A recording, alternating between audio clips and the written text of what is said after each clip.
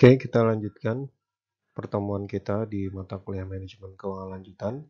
Pada minggu ini kita akan melanjutkan ke fungsi manajemen keuangan yang kedua, yaitu fungsi investasi. Nah, di fungsi investasi ini nanti ada dua topik.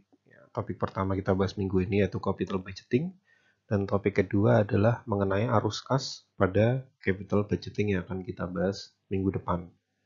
Jadi di pertemuan ini secara lebih khusus kita akan membahas alat-alat yang digunakan, metode-metode yang digunakan untuk melakukan analisis capital budgeting. Kemudian learning goals dari sesi ini, dari tema ini adalah mahasiswa memahami definisi dari capital budgeting proses, dan capital budgeting teknik.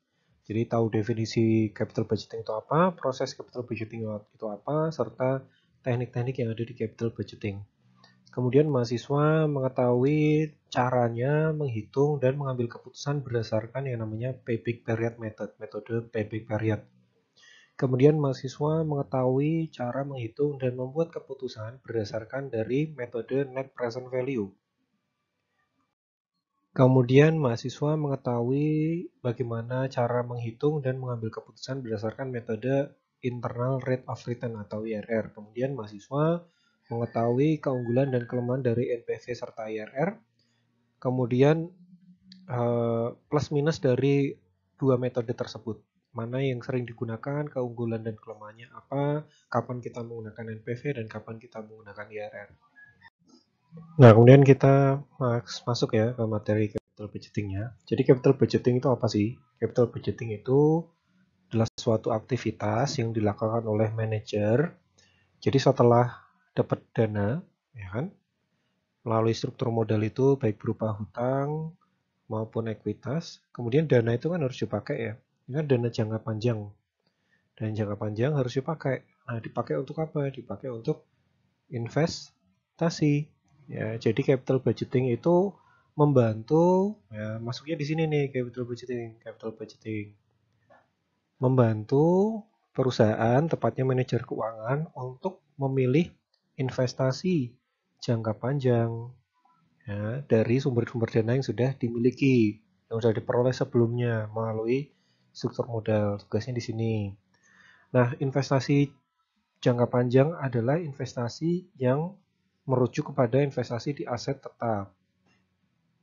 Ya, aset tetap, bukan di aset-aset keuangan, tapi aset tetap yang fisikal aset ya, yang tangible aset.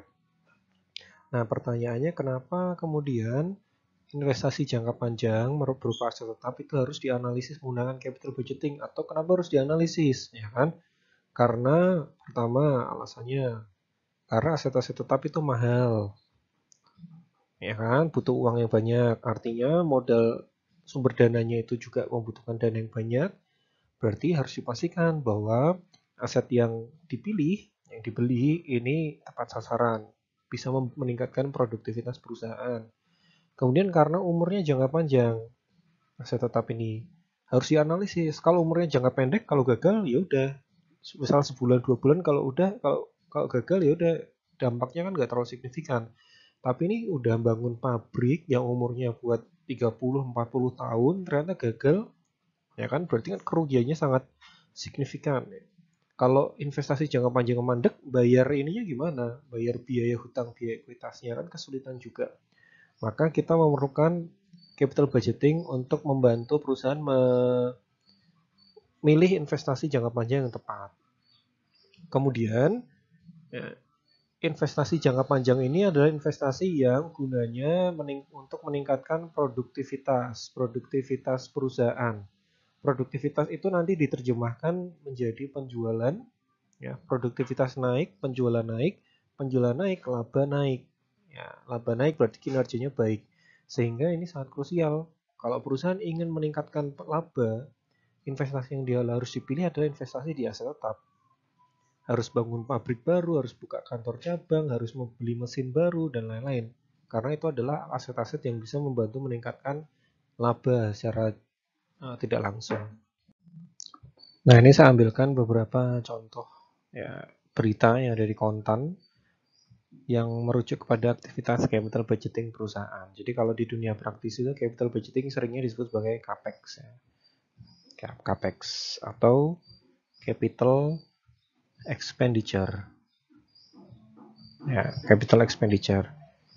Ini kan sepaket sama cost of capital kan. Jadi ada biaya modal. Biaya modal itu cost of capital muncul dari sumber dana yang diperoleh perusahaan. Kemudian setelah perusahaan mendapatkan sumber dana, bagaimana cara perusahaan menggunakan sumber dananya yang sudah diperoleh atau capital expenditure. Jadi ini contoh-contoh beritanya. Jadi kalau mulai sekarang kalau kalian melihat berita ada perusahaan A, B, C melakukan CAPEX, itu artinya dia melakukan aktivitas investasi di aset tetap untuk kegiatan jangka panjang. Ya. Misal ini BRI mengeluarkan uang 3,3 triliun untuk pengembangan teknologi. Nah, teknologi ini contoh aset tetap, aset jangka panjang. Ya. Aset jangka panjang. Ya, itu contoh-contoh CAPEX. Ini definisinya ya, definisi dari textbooknya Gitman Zutter dari Principle of Managerial Finance. Sama seperti yang saya sampaikan tadi, definisinya adalah proses of evaluating and selecting long-term investment, evaluating and selecting long-term investment that is consistent with the firm's goal maximizing owner's wealth. Jadi investasi jangka panjang yang memang tujuannya ujung-ujungnya untuk meningkatkan kesejahteraan pemilik. Long-term investment involves large capital outlays, jadi melibatkan uang dalam jumlah yang besar, maka firm needs to analyze and select its long-term investment well. Jadi karena ini membutuhkan uang yang banyak, maka ya perlu dianalisis secara baik dan secara hati-hati. Nah, kemudian aktivitas perusahaan terkait expenditure, apa namanya istilahnya ya, penggunaan dana ya, expenditure itu ada dua sebenarnya, capital expenditure, penggunaan dana capital, dan penggunaan dana untuk kebutuhan operasional, operating expenditure, dan capital expenditure. Ini nanti jadi CAPEX kan.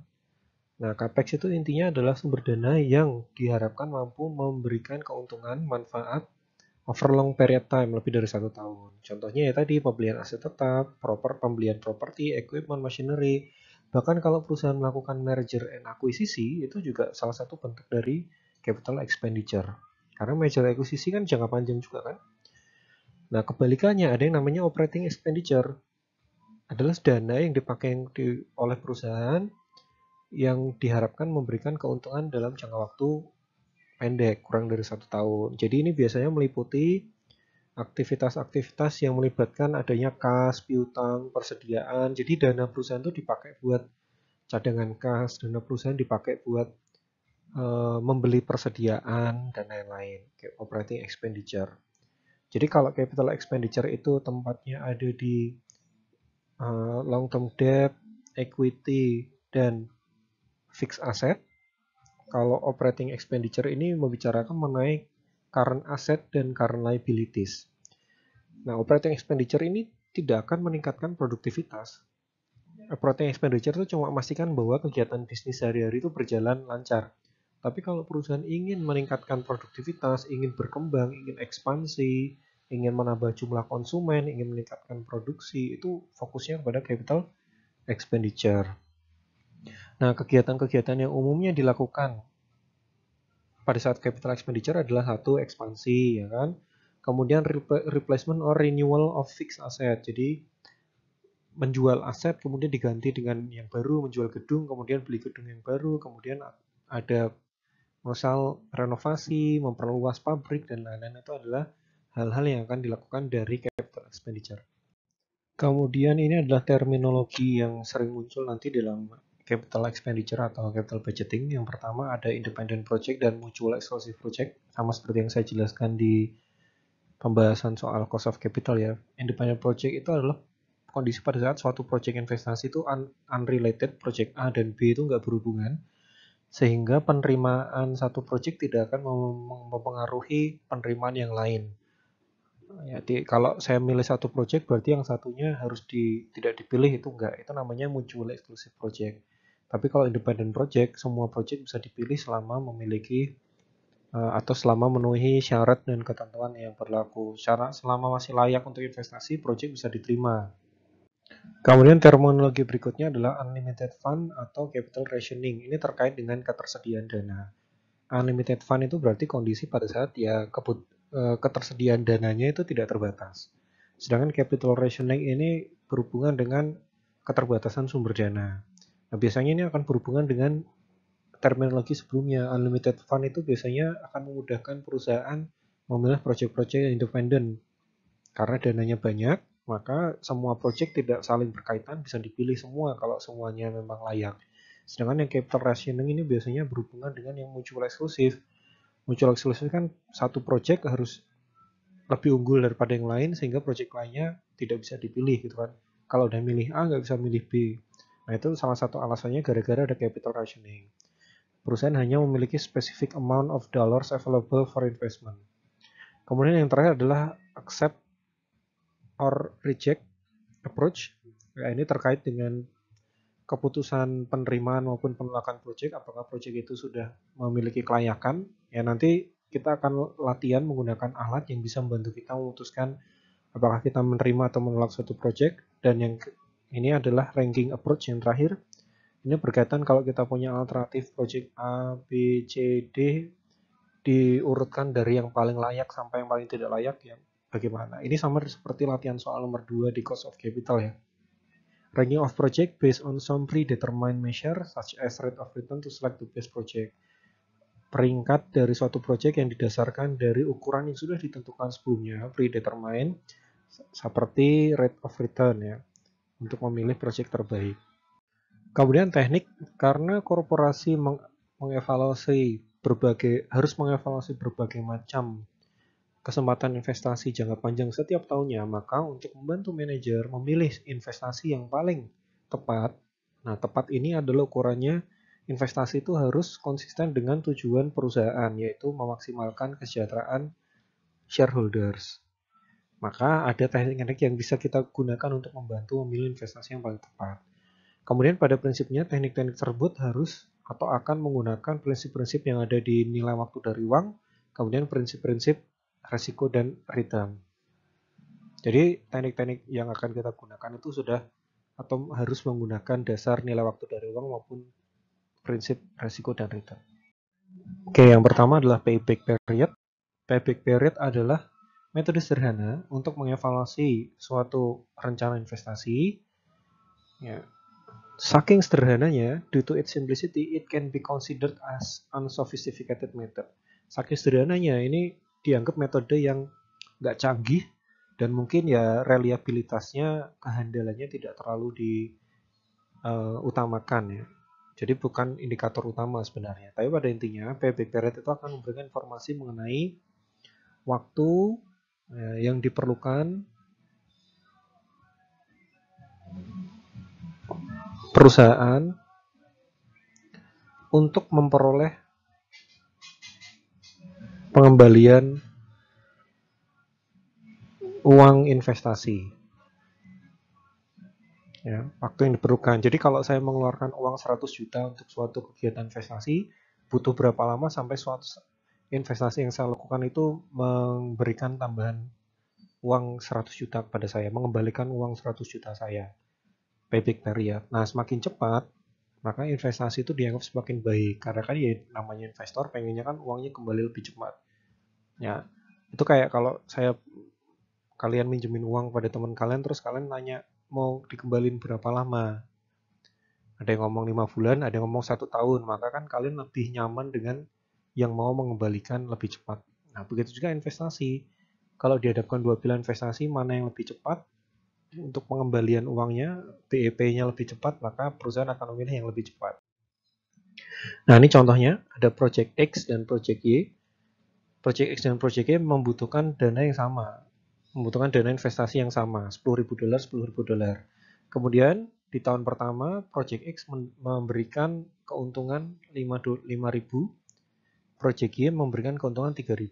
Di tahun kedua Project X memberikan keuntungan 5.000, di tahun kedua Project Y memberikan keuntungan 4.000. Nah, di Project X ini udah 10.000 akumulasinya ya kan? Artinya payback periodnya itu adalah 2 tahun. Sedangkan di tahun kedua Project Y ini baru 7.000, belum balik modal. Baru di tahun ketiga Nah, ini udah 10.000. Maka Project X membutuhkan PBB 2 tahun, Project Y membutuhkan PBB 3 tahun. Nah, biasanya ini Project X yang lebih dipilih. Ya. Tapi ini bukan indikator utama. Ya. Jadi sebenarnya ini indikator sekunder, bukan yang primer. Jadi walaupun yang lebih cepat yang lebih baik, tapi nanti ada indikator yang lebih sering digunakan sebagai acuan. Nah ini ya decision kriterianya untuk PBB. Ya, kriteria penerimaan. Jadi kriteria penerimaan bisa dari banyak hal ya indikatornya. Yang pertama, apakah perusahaan itu punya satu ukuran kriteria tertentu. Misal perusahaan menerapkan PBB itu maksimal 5 tahun. Ya, 5 tahun. Maka kalau ada proyek yang selama dia di bawah 5 tahun PBB-nya, pasti dia akan diterima. Ya, accept the project if payback period is less than maximum acceptable payback period. Jadi maksimum acceptable payback periodnya misal 5 tahun. Ya, selama itu di bawah 5 tahun pasti diterima. Reject the project if the payback period is above the maximum acceptable payback period. Tuh, jadi perusahaan udah punya benchmarknya ukurannya. Atau keputusan penerimaan PBB bisa dari perbandingan PBB A dibandingkan dengan PBB B. Yang lebih cepat, yang lebih bagus. Kalau perusahaan nggak punya ukuran ini ya. Strength dan weakness ya, dari PBB. Simple, intuitive appeal, give implicit consideration on the timing of cash flow, memberikan gambaran sederhana terkait dengan periode pengembalian cash flow, can be viewed as a measure of risk exposure. Bisa dilihat, bisa dianggap sebagai indikator resiko juga. Semakin lama kan berarti semakin berisiko. Semakin lama waktu pengembalian maka semakin berisiko. Weakness-nya tidak bisa digunakan secara langsung untuk mengukur hubungannya dengan peningkatan kesejahteraan pemilik. Jadi nggak ada waktu semakin cepat pengembalian waktu itu nggak bisa diukur secara langsung. Apakah ini semakin cepat? Apakah dengan semakin cepat berarti kesejahteraan pemilik semakin meningkat? Nah itu nggak bisa menunjukkan itu PBB. Tidak menggunakan discounted cash flow, artinya tidak menggunakan nilai waktu dari uang, time value of money. Ya, of money nggak dipakai. Nah ini kan bisa jadi fatal ya. Kemudian ini sama, does not take account into time of value money, does not recognize cash flow after the payback period. Jadi cuma mempertimbangkan arus kas pada saat payback periodnya itu belum tercapai. Pada saat payback periodnya udah tercapai, arus kasnya itu seperti tidak signifikan. Misal tadi payback periodnya dicapai di tahun kedua kan Project X, ya udah, berarti udah selesai analisisnya. Tapi tidak mempertimbangkan cash flow tahun ketiga, 4, 5, dan seterusnya. Oke, sekarang kita lanjut ke metode atau teknik yang primer. Kalau tadi payback period itu sekunder, maka kita mulai masuk ke yang primer. Nah, ada dua nanti. Yang pertama adalah net present value. Net present value adalah metode populer yang digunakan oleh perusahaan untuk mengevaluasi investasi dari suatu project, dan itu dianggap net present value dihitung ya, dari mengurangkan project initial investment from present value of cash inflow discounted from cost capital. Nah, kalimat yang kedua ini ya, maksudnya adalah ini. Jadi net present value itu pada intinya kita membandingkan ya, uang keluar untuk modal dikurangi semua uang masuk dari investasi. Ya, uang keluar untuk modal dikurangi semua uang masuk dari investasi. Nah, harapannya kalau misalnya saya mengeluarkan uang 10.000 untuk investasi dan investasi saya setiap tahun, ya, misal tahun pertama itu memberikan hasil misal 5.000, tahun kedua 2.000, tahun ketiga 3.000, tahun keempat 4.000. Ya, misal proyeknya umurnya 4 tahun ya. Nah, ini kalau dijumlah, kan secara sederhana kita tahu bahwa uang masuknya ini lebih besar dari uang keluar kan. Nah, pada saat uang masuk lebih besar dari uang keluar, maka proyek itu bisa diterima. Ya, prinsipnya seperti itu. Net present value itu adalah mencari selisih antara uang yang dikeluarkan dengan uang yang masuk. Ya, arus kas keluar dari modal dan arus kas masuk dari cash flow dari laba dari project yang dilakukan. Itu. Dan harapannya adalah cash flow arus kas masuk dari investasi akumulatifnya itu lebih besar daripada uang yang dikeluarkan. Nah, cuma kita kan di dalam keuangan itu mengenal yang namanya nilai waktu dari uang. Ya, sedangkan kalau kita lihat uang keluar ini kan terjadi di tahun ke-0. Ya kan? 5.000 ini tahun pertama, 2.000 tahun kedua, ini 3 dan ini 4. Di nilai waktu dari uang, kalau kita ingat, kita tuh tidak bisa membandingkan, kita bisa menjumlah atau mengurangkan uang yang terjadinya di waktu yang berbeda. Maka uang yang terjadi di masa depan harus kita present value kan menjadi uang yang terjadi di saat ini supaya bisa kita bandingkan dengan si 10.000-nya ini. Gitu. Prinsipnya seperti itu aja sebenarnya. Nanti pengambilan keputusannya adalah selama masih banyakkan uang yang masuk, nah project itu bisa diterima. Nah, untuk menghitung NPV itu caranya kayak gini, ini rumusnya ya. NPV sama dengan sigma dari cash flow dibagi 1 min R pangkat T dikurangi cash flow tahun ke-0. Nah, cash flow tahun ke-0 ini adalah modal investasi biasanya, modal awal investasi. Ya. Kemudian cash flow yang di sini, cash flow T ini adalah cash flow yang arus kas masuk yang terjadi di tahun pertama, kedua, ketiga, keempat, dan seterusnya. Dan harus di present value kan, maka dibagi 1 plus R pangkat T. R ini adalah discount rate, T ini adalah periode waktunya. Nanti kalau yang bagian ini lebih besar daripada yang ini, maka project itu baik, bisa diterima. Tapi kalau yang bagian kiri ini lebih kecil daripada cash flow modal awal, ya maka project itu tidak bisa diterima karena rugi, ya kan?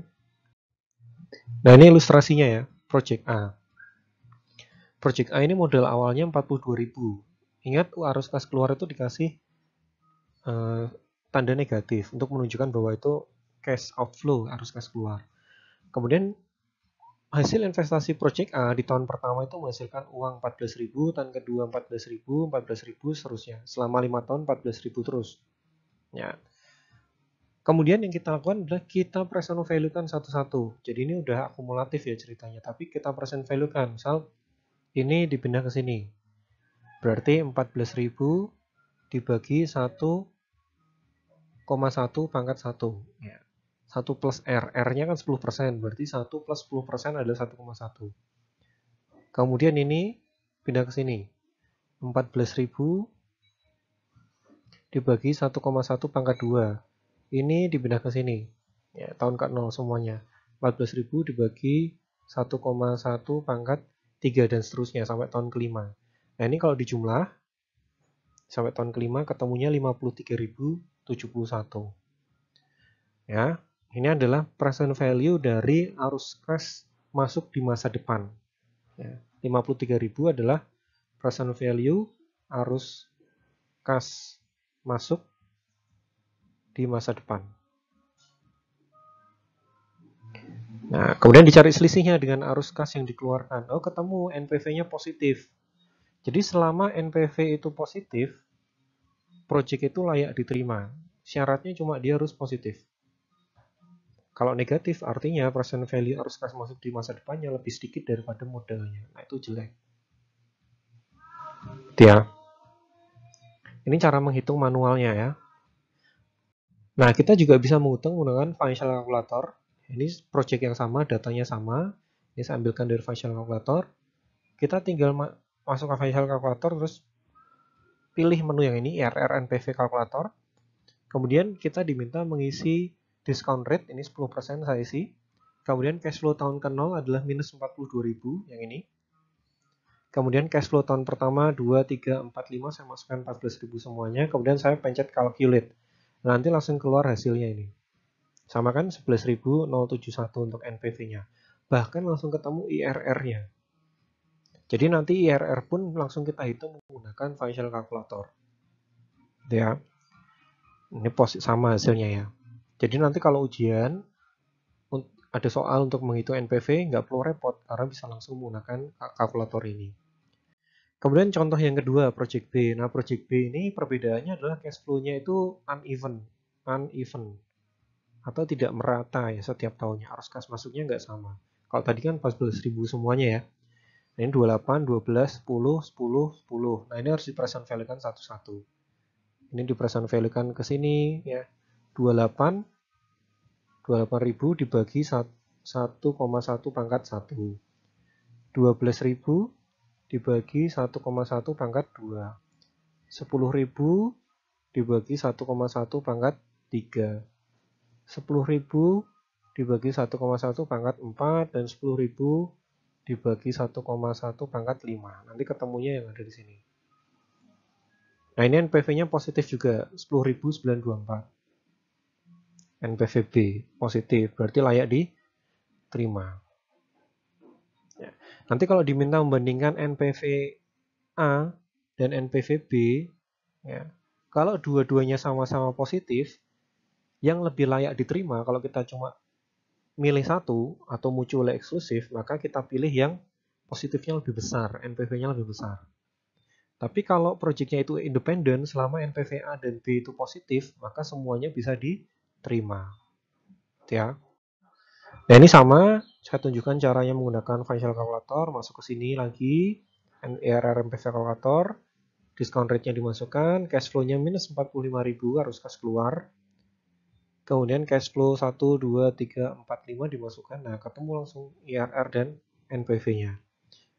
Kalau dilihat NPV-nya tadi NPV A kan 11.000, ini 10.000. Berarti kalau cuma bisa memilih satu, project A itu yang harus diterima karena NPV-nya lebih besar. Itu kalau projectnya mutually eksklusif. Tapi kalau projectnya independen, project A dan B ini bisa diterima semua karena semuanya positif. Di atas batas kriteria penerimaan project berdasar NPV. Ini ya, decision kriterianya, accept the project apabila NPV equals or above 0. Di atas 0 ya. Reject the project if NPV is less than 0. NPV above 0 berarti project itu bisa memberikan tambahan kesejahteraan bagi shareholders dari tambahan NPV. Jadi kan pada saat projectnya itu misal $10.000, perusahaan kan pada akhirnya akan mendapatkan uang $10.000.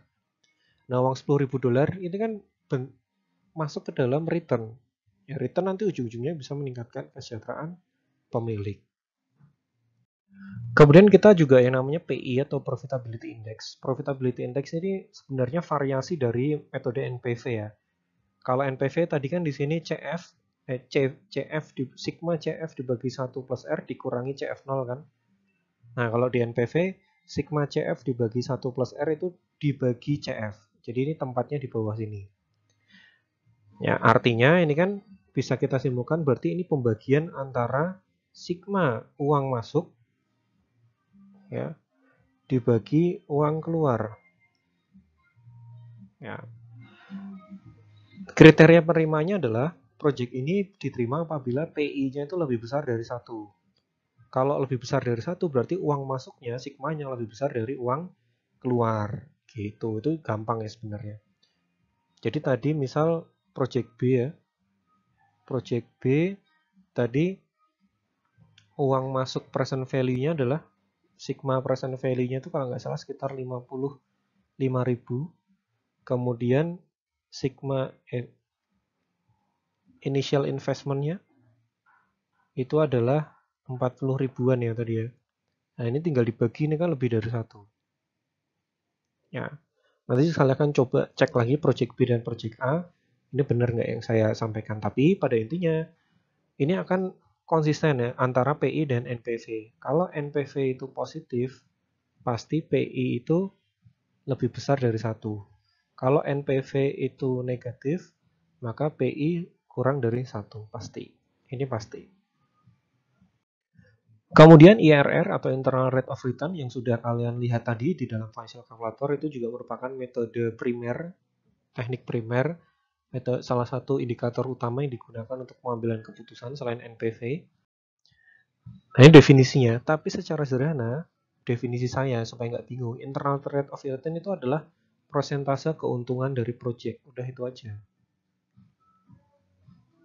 Kalau NPV kan jumlah rupiah atau jumlah dolar keuntungan dari suatu project. Jadi keuntungan yang diukur dari jumlah rupiah atau jumlah moneter. Nah, kalau internal rate of return itu adalah keuntungan yang diukur dari persentase. Sesederhana itu aja. Ya. Nah, ini cara menghitung IRR. Cara menghitung IRR itu agak ribet ya, karena metodenya trial and error. Ya. Jadi ini prinsipnya kan sama dengan NPV kan. Ya, kalau NPV kan tadi NPV sama dengan sigma CF dibagi 1 plus R pangkat T dikurangi CF0. Dan gitu. Nah, kalau IRR ini adalah 0 sama dengan sigma ini sigma CF dibagi 1 plus R pangkat bukan R. IRR pangkat T dikurangi CF0. Nah, pada intinya perbedaan utamanya tuh di sini nih. Ini dan ini. Ya. Nah, kalau R yang ada di NPV itu adalah R yang merujuk kepada biaya modal. Biaya modal ya, WACC. Ini kita pakai WACC. Atau kita pakai discount rate ya. Discount rate.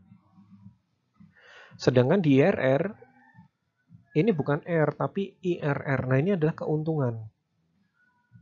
Jadi nanti kita diminta memasukkan atau mencoba-coba IRR yang memberikan ini 0, sisi kirinya supaya 0. Kan CF-nya udah diketahui, T-nya udah diketahui, CF0 udah diketahui. Yang tidak diketahui di sini IRR. Jadi nanti kita diminta memasukkan trial and error. Kalau IRR-nya saya masukkan 5%, apakah ini 0 ya? Oh, ternyata enggak. Berarti saya harus coba lagi. IRR saya masukkan 7%, apakah ini 0 ya? Oh, ternyata enggak. Dicoba-coba terus. Pada intinya seperti itu prinsipnya. Dan ini akan lumayan ribet, maka kita bisa mempermudah ini menggunakan financial calculator. Caranya sama kayak yang di menghitung NPV tadi, satu paket. Di financial calculator pada saat menghitung NPV, otomatis ketemu IRR-nya. Ya.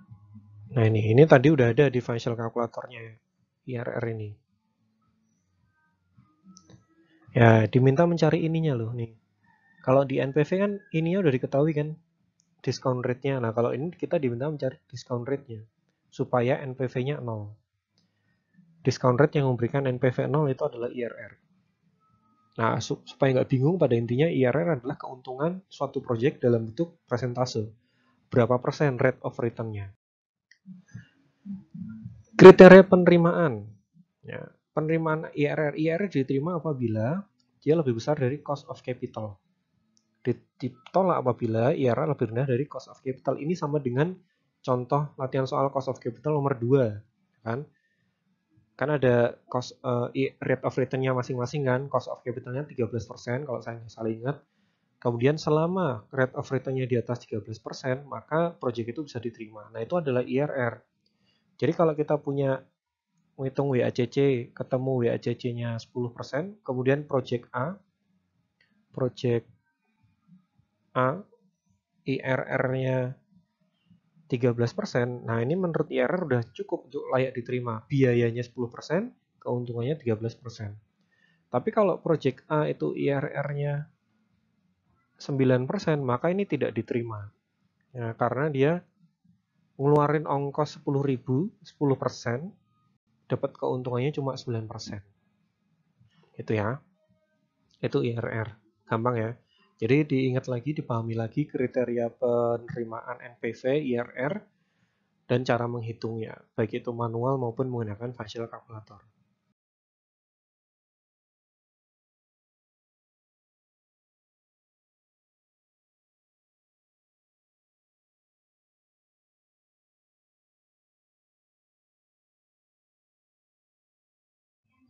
Nah, kemudian perbandingannya ya. Yang pertama, secara teoretik, NPV dianggap lebih superior dan merupakan teknik yang lebih bagus untuk mengukur seberapa besar dampak project terhadap kesejahteraan shareholder. Karena di dalam NPV kan kita langsung dapat nilai rupiah ya. NPV-nya berapa rupiah, berapa dolar gitu kan. Nah, itu kan bisa langsung merujuk kepada penambahan atau pengurangan kekayaan atau kesejahteraan shareholders. Kalau rugi NPV-nya berarti kan nanti langsung akan ikut menurunkan laba dan lain-lain. Jadi dianggap lebih superior bagi kalau memang tujuannya adalah apakah metode ini bisa mencerminkan kesejahteraan shareholder secara langsung apa enggak. Ya. Kemudian weakness dari IRR adalah pada saat beberapa project memiliki unconventional cash flow yang bisa menghasilkan beberapa IRR. Jadi itu di dalam metode IRR itu ada yang namanya MIR, multiple IRR. Jadi dalam satu project itu nanti ada lebih dari satu IRR karena sifat dari project yang memiliki cash flow yang tidak biasa atau unconventional. Nah, cash flow yang tidak biasa itu biasanya, kalau tadi kan ilustrasinya cash flow-nya kan positif, negatif di awal, terus positif terus kan. Nah, ada beberapa project tuh yang negatif di awal, positif, kemudian di tengah negatif lagi, kemudian positif lagi gitu. Itu namanya unconventional cash flow. Nah, IRR akan memiliki kesulitan apabila cash flow-nya itu modelnya seperti itu, karena ada lebih dari satu indikator IRR, atau yang disebut sebagai MIR, multiple IRR. Nah, kalau ada lebih dari satu, berarti indikator yang tepat yang apa, kan gitu. IRR mana yang tepat, gitu. Itu kelemahannya. Kemudian walaupun secara teoritis NPV itu lebih superior, tetapi dalam praktikal, manajer itu lebih memilih IRR daripada NPV. Kenapa? Karena kebiasaan manajer yang menilai keuntungan itu berdasarkan persentase. Ya. Jadi kalau kita ditanya keuntungan, biasanya tuh di top of mind kita, keuntungan itu langsung dalam bentuk persentase. Berapa persen keuntungan gitu. Jadi ini karena kebiasaan saja. Kebiasaan dari manajer yang lebih umum menggunakan terminologi persentase untuk menunjukkan tingkat keuntungan. Nah, NPV kan ukurannya rupiah ya. Itu dianggap tidak wajar bagi manajer. Lebih jarang. Gitu. Jadi itu keunggulan dan kelemahannya. Kemudian summary-nya, capital budgeting adalah metode untuk mengevaluasi dan memilih investasi jangka panjang. Good capital budgeting decision akan berpengaruh terhadap firm ultimate goal, yaitu shareholder wealth maximization. Kemudian corporation face great number of investment to choose each year. Various techniques are available to help managers select investment that will maximize shareholder value. Karena perusahaan dihadapkan oleh berbagai macam atau banyaknya pilihan investasi, maka perusahaan perlu teknik yang bisa membantu mereka untuk memutuskan investasi yang paling tepat. Best teknik adalah teknik yang menggunakan atau masukkan unsur nilai waktu dari uang, kemudian juga memasukkan unsur prinsip yang ada di risk dan resiko, risk and return. Kemudian metode-metode atau teknik-teknik yang sering dipakai adalah NPV, IRR, serta payback period. Tadi juga ada PI ya, walaupun PI sebenarnya sama dengan NPV. Masing-masing metode memiliki keunggulan dan kelemahan. Ini tadi payback period adalah merujuk pada jumlah waktu yang dibutuhkan untuk project perusahaan itu balik modal atau BEP. Semakin cepat biasanya semakin diminati ya. Project yang keuntungannya semakin cepat kembali itu lebih diminati. Kemudian NPV itu menghitung selisih antara modal awal project dengan semua arus kas positif yang bisa dihasilkan oleh project. Apabila NPV-nya positif, artinya arus kas masuk dari project itu lebih besar daripada arus kas keluar, maka project tersebut layak diterima. Sedangkan IRR adalah besaran persentase atau rate of return dari suatu project. Penerimaan IRR adalah pada saat suatu project itu memberikan IRR atau memiliki IRR yang lebih besar dari WACC atau biaya modalnya.